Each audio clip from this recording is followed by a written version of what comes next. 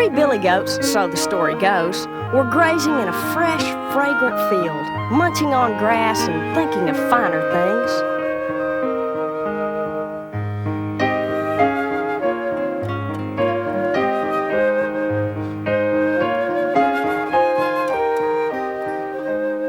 Gruff! Snapped the biggest billy goat, ripping up some turf. Gruff, Gruff! Chomped the middle billy goat, gnashing some arugula. Gruff, Gruff, Gruff! Bleated the youngest billy goat, not to be outdone. To no one's surprise, the three billy goats called themselves Gruff. And truth to tell, all three yearned to graze on the greens in the meadow of clover across the river.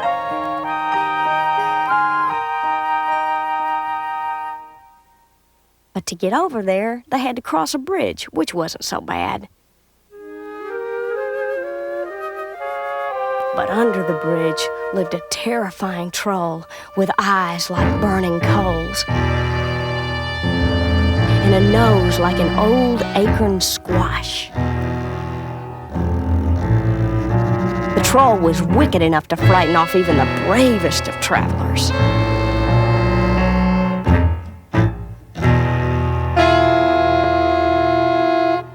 The youngest billy goat, Gruff, lulled by the lure of finer fields, stepped onto the bridge.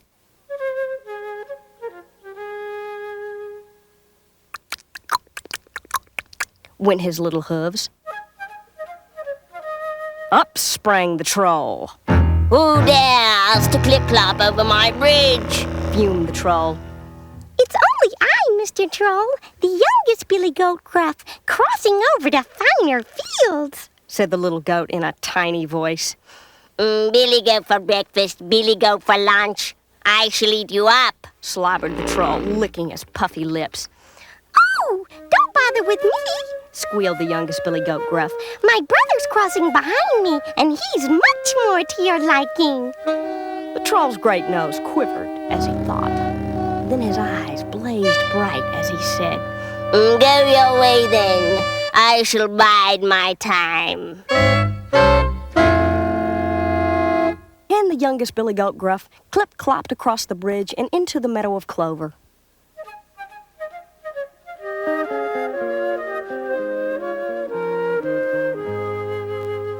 Later on, the middle billy goat, Gruff, stepped onto the bridge. Went his medium-sized hooves. Up sprang the troll. Who dares to clip-clop over my bridge? Roared the troll. It's only me, Mr. Troll, the middle billy goat, Gruff, crossing over to greener grass, said the middle goat in a medium sort of voice. Billy goat for breakfast, billy goat for lunch. I shall eat you up, trilled the troll, rubbing his bloated belly. Oh, please, man, leave me alone, said the middle billy goat, Gruff. My brother's crossing behind me, and he's much more of a meal for you, okay? The troll thought again, tapped his nose, and hefted his belly. Go your way then. I shall bide my time.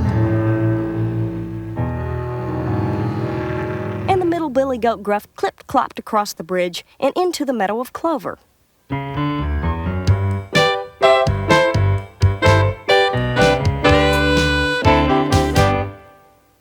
Shortly after that, the biggest billy goat, Gruff, stepped onto the bridge.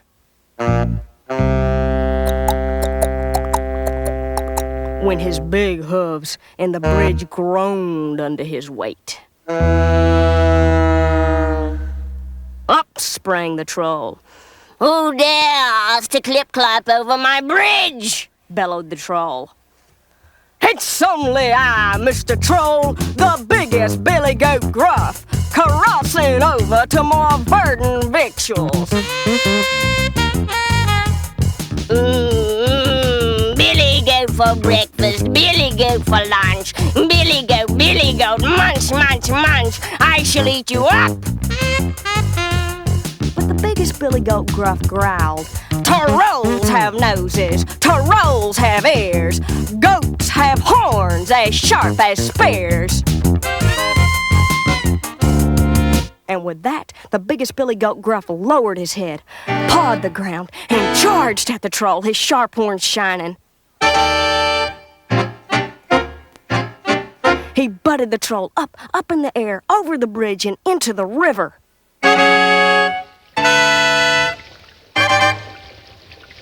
The troll sank like a stone and was never seen again.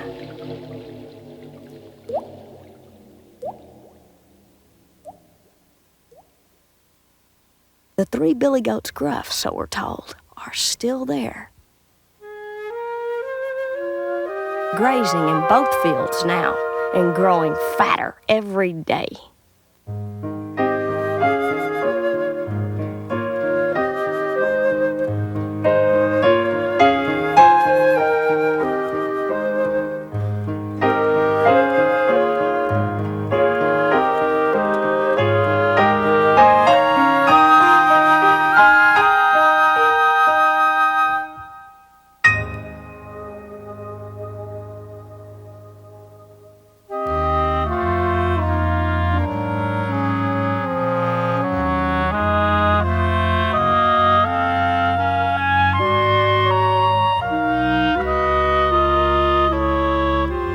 To feed them, and old Mother Pig sent her 3 little pigs off to make their own way in the world.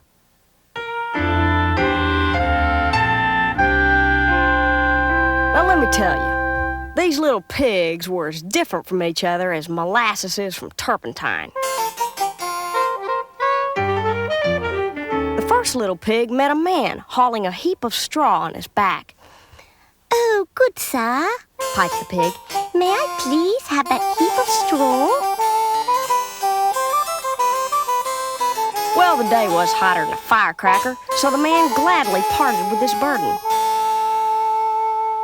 And the little pig built herself a fine flaxen house.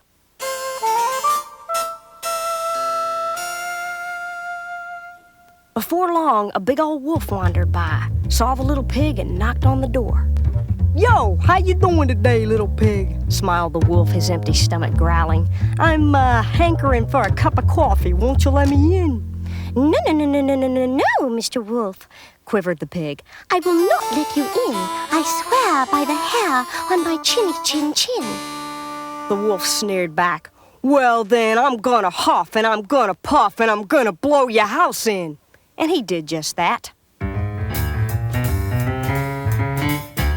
He blew down the house, grabbed the first little pig, and ate her all up.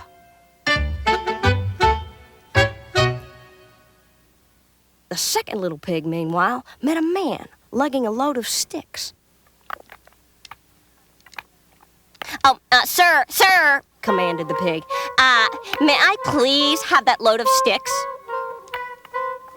Well, it was getting dark, so the man willingly set down the sticks. And the second little pig built herself a wonderful wooden house.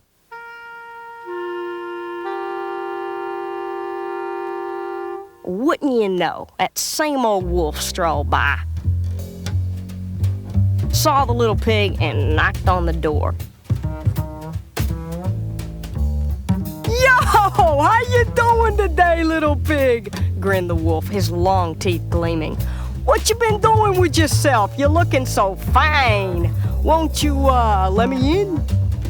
No, Mr. Wolf, shrieked the pig. I will not let you in. I swear by the hair on my chinny chin chin.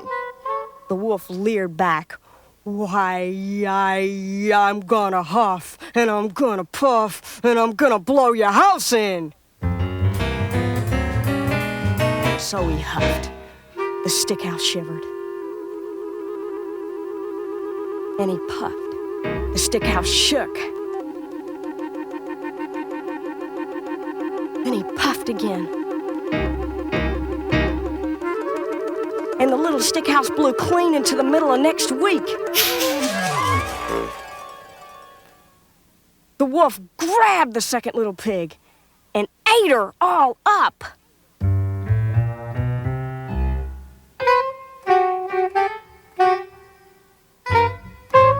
Well, The third little pig had met the man with the heap of straw and the man with the load of sticks. But she passed them both by.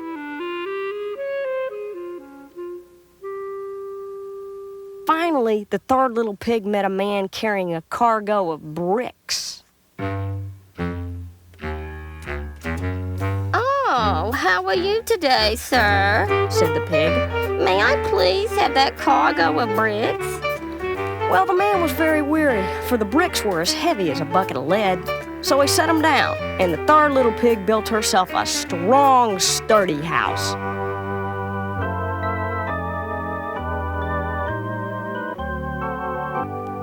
By now, sensing a trend, the wolf was on the prowl for little pigs in flimsy houses. Pretty soon he spied the third little pig and he knocked on the door. "Yo, pig!" barked the wolf, not wasting time on pleasantries. "Let me in." No, Mr. Wolf, declared the pig. I will not let you in. I swear by the hair on my chinny chin chin. The wolf jeered back. "Why then, I'll huff and I'll puff and I'll blow your house in."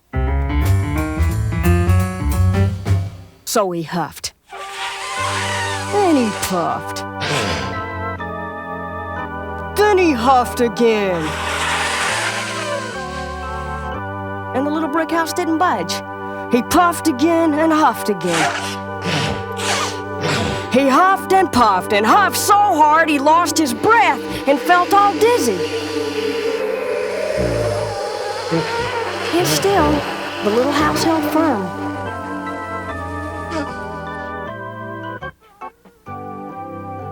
The wolf was not pleased. But wolves are clever creatures. He thought of another approach.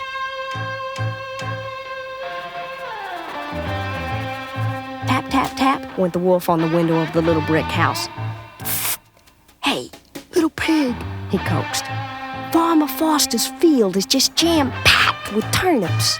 I'll meet you here at 6 tomorrow morning, and we can chow down together."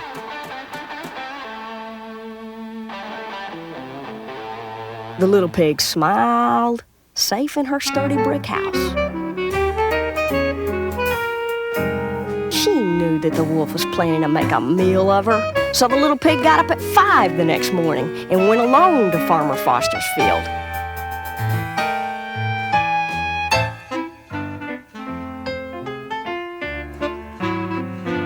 And when the wolf arrived at the little brick house at 6, the pig was back inside munching on a tasty turnip breakfast.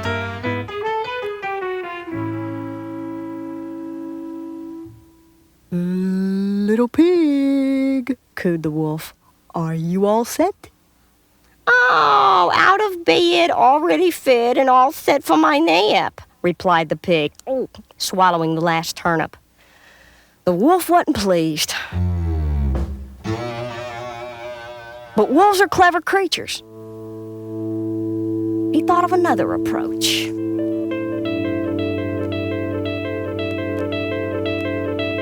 "Oh, yeah. Cool, little pig, that's cool," said the wolf. "But there are some ripe, juicy apples fairly falling from the trees over at the Fortunate Orchard. I'll meet you here at 5 tomorrow morning, and we can go have some breakfast together." The little pig smiled.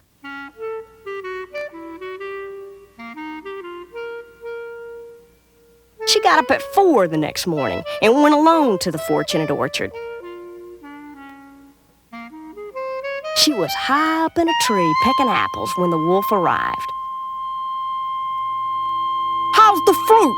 asked the wolf, seeing the pig way up out of his reach.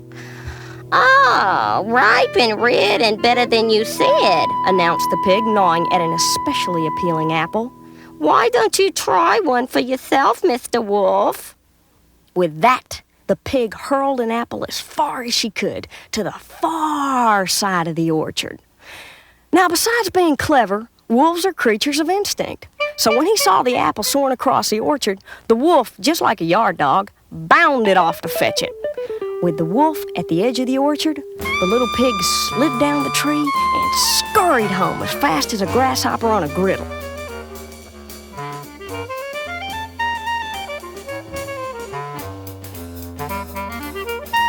The wolf returned to the tree, and he realized he'd been tricked again. He was not pleased. But wolves are clever creatures. He thought of another approach. "How you doing, little pig?" cajoled the wolf later on, tapping at the window of the little brick house. "Today is the day at the Shanklin Fair. I shall be back at 3, and we can go there together."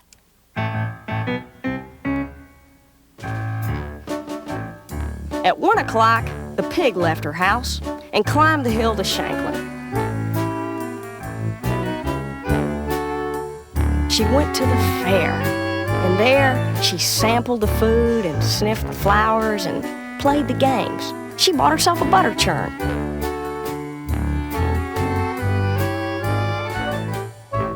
At 2 o'clock, she headed down the hill toward home when, sure enough, she spotted that wolf climbing the hill.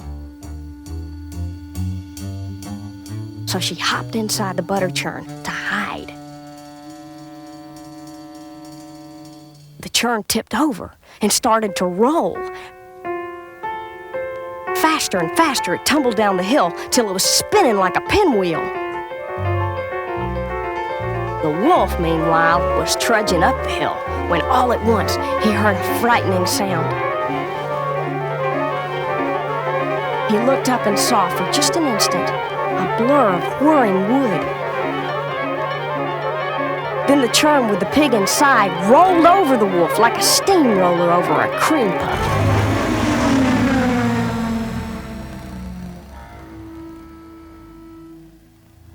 The wolf picked himself up, ran all the way home, and he never made it to the fair.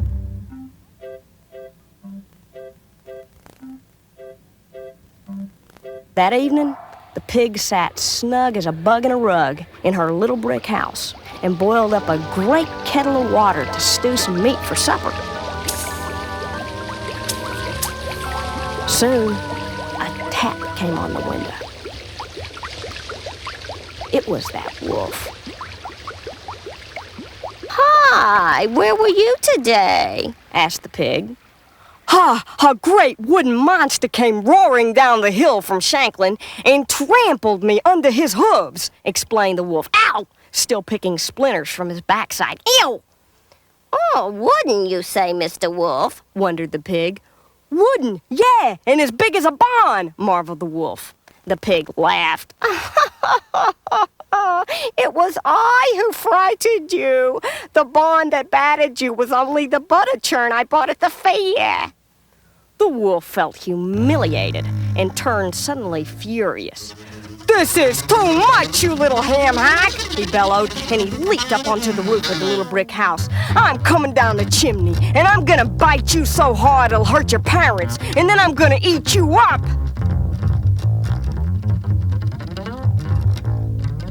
Whistling calmly, the little pig walked across the room to the fireplace and lifted the lid off the boiling kettle of water. Just then, the wolf came roaring down the chimney and landed smack in the middle of the boiling water. Well, the wolf got boiled into a fine stew that lasted the little pig for many delicious meals.